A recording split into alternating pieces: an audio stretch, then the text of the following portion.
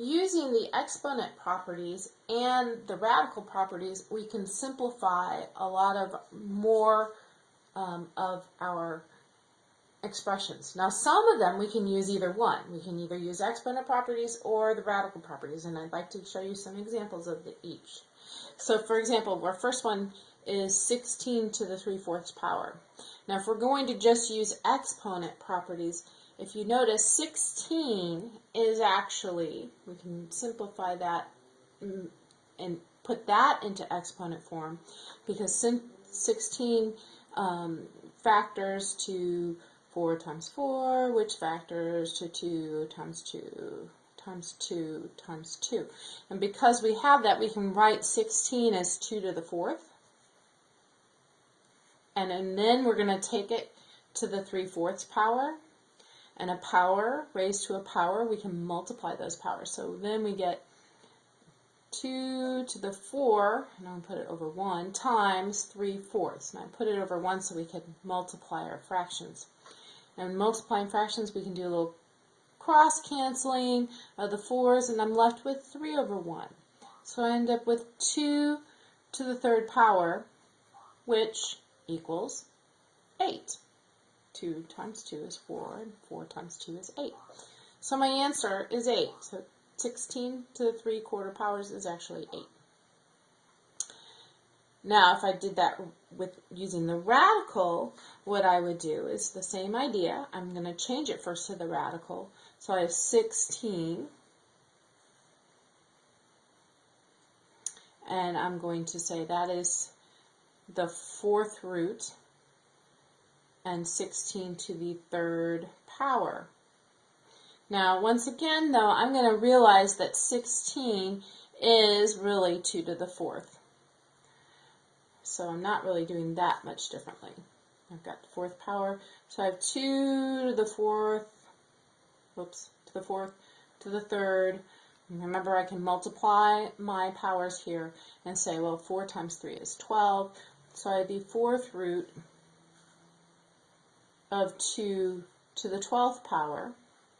And remember, when we have a power like this and I'm taking a root of it, I can just divide. So 12 divided by 4 equals 3. So that means I really have 2 to the 3rd power. And once again, that is 8. So you can see that I did the same problem using exponent properties and using our radical simplification methods. So let's try that with, I'm going to make a line here so you can see it a little bit better. 9 to the negative 3.5. Okay. 9 to the negative 3.5. If we use our exponent properties, we start thinking, okay, well, what is 9 in exponent form? And 9 can be broken down to 3 times 3, or 3 squared. 3 squared to the negative 3.5. Okay, well, I'm going to multiply these. So I'm going to have 2 times negative 3.5 equals negative 7. So 3 to the negative 7th power. Well, we know that we can't leave it as a negative exponent. What we have to do is put the 1 over that. So we're going to put 1 over 3 to the 7th power. And you can put that in your calculator, 3 times 3 times 3 times 3 times 3 times 3 times 3. I think that was 7 3s. And make that 1 over 2,187. Check it for me, make sure I'm right. But that is what I'm pretty sure 3 to the 7th power is. Okay. So that is using my exponent properties. If I want to use my radical properties, I need to do a similar thing. First thing I need to do is take 3 to the 7th, or negative 3.5, and make it into an improper fraction so that I can simplify it. So if I negative 3.5 is going to be the same as 3.5, and 3.5 is the same as 7/2. Let's just show you that. 3.5, 3 times 2 times 3 is 6, plus 1 is 7/2. Okay, so that means that I'm going to I really have 9 to the negative 7/2. And because it's a negative exponent, before I make this into a radical, I'm going to change it into my 1 over part. So it's really 1 over 9 to the 7/2. Now I'm ready to change it back into my radical. So I'm going to do that. I have 1 over, my base is 9. My root, it's the second root, and it's 9 to the 7th. Okay? Well, I know that when I have this, I can take 7 and divide it by 2, and I get 3. So I get, and that means I can take out 9 to the 3rd, and I'm left with 1 over, so I have the square root of 9 times the square root of 9. Okay.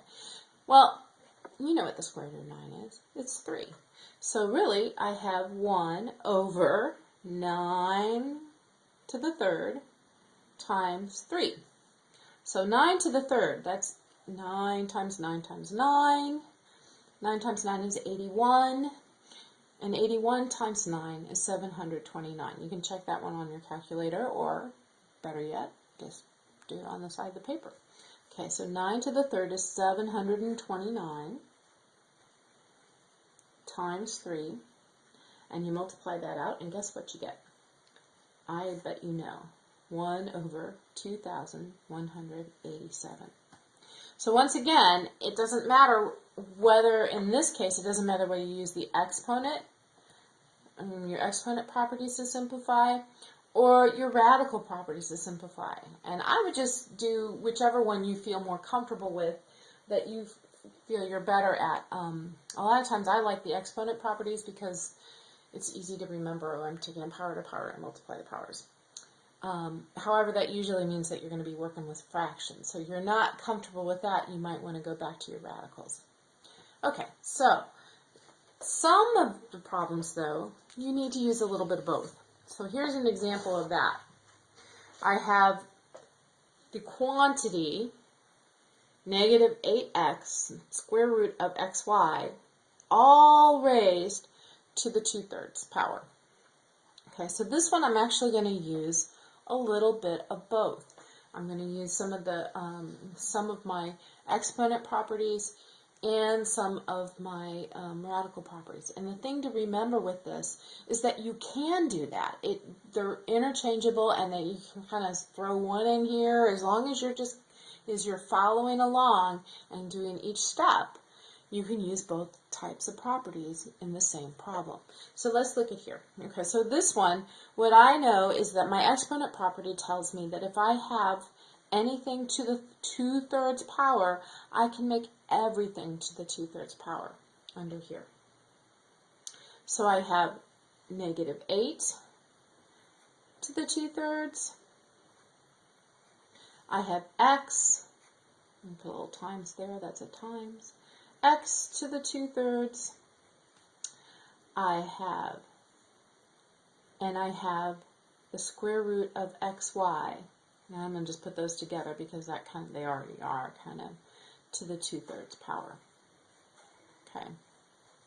Now what I'm going to do is do each one. Well, I can do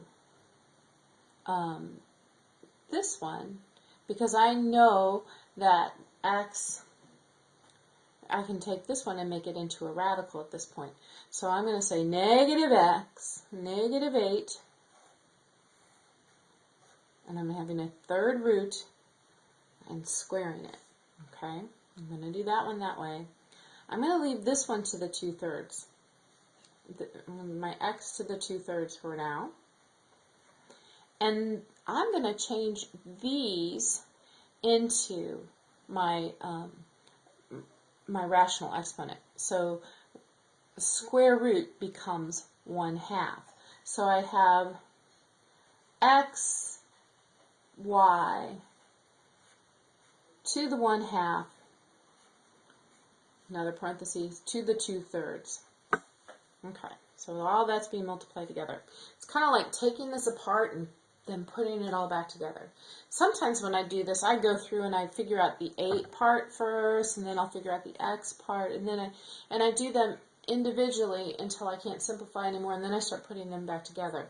And if it makes it easier, I would suggest you try that too. Okay, so we've got the, let's look at our number here. So we have 8 squared. 8 squared is 64, and this is the square, I'm squaring it, and I'm going to have 64. And because I'm squaring before I negative, it still is negative. Negative 64, so I have the cube root. It's a little hard to reach. Doesn't look too nice. But anyway, the cube root of negative 64. And I have x to the 2/3. I can't really do anything to that right now.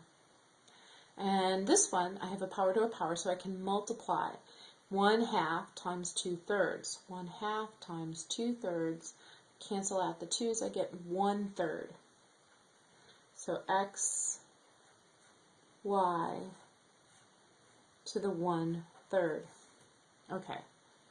Well, the cube root of 64 is 4. And since I've got negative 64, it'll be negative 4.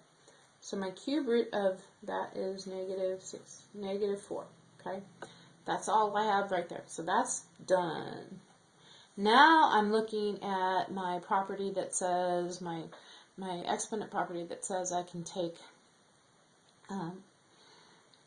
my exponent and apply it to each one. So I have x to the 2/3 times x to the 1/3 times y to the 1/3.